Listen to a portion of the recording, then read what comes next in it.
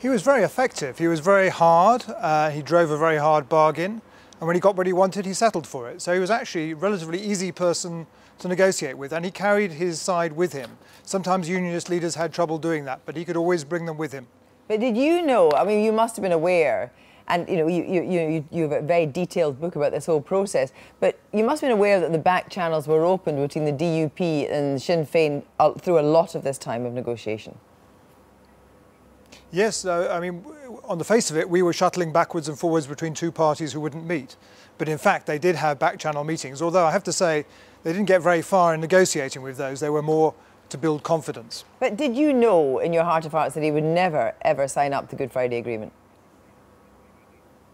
I never expected him to sign up to the Good Friday Agreement, and George Mitchell, who was of course the facilitator then, said thank goodness he didn't participate in those negotiations. He thought if he had participated, we wouldn't have got to the Good Friday Agreement. So he was pleased that he was out of that.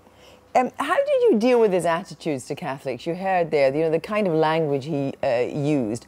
What was he like in private? In private, he could be absolutely charming and very, very amusing.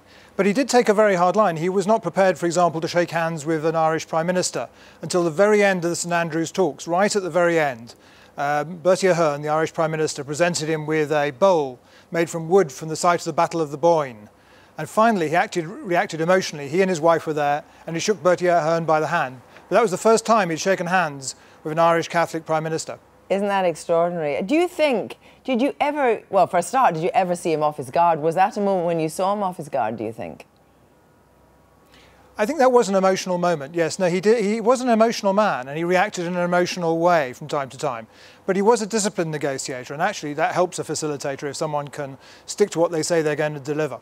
Do you get any sense that, that he regretted at any point his bellicose nature, the bellicose way he dealt with things?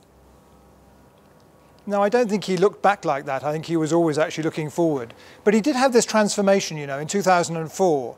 He went into hospital and he came out a really rather changed man, both physically and mentally.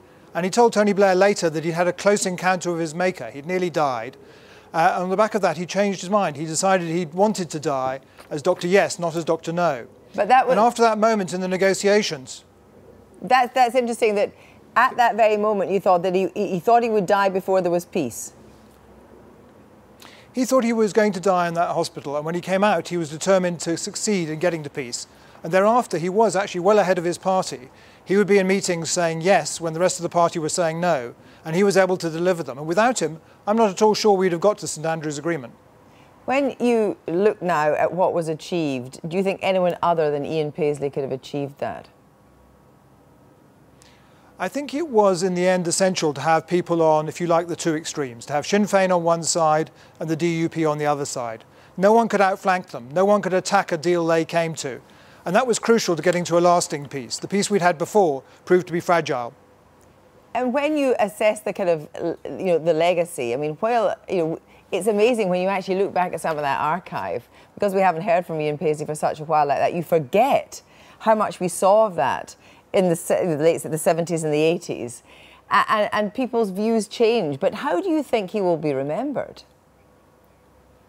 I think he'll be remembered for both contributing to the start of the Troubles by his march on West Belfast to remove the tricolour from Sinn Féin office, and for ending the Troubles in the St Andrews Agreement. I think he did both, and you can't leave out either in remembering him.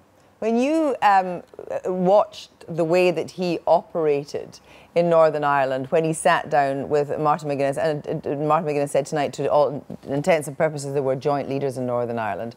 When you looked at that relationship, I mean, it must have been a psychologist's dream to look at that relationship. What did you make of it?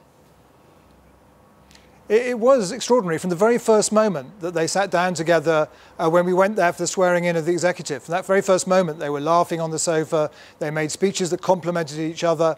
It was an extraordinary transformation, but sometimes you have these cathartic moments in peace processes where people who've been through terrible things on either side can come together and actually make a peace work.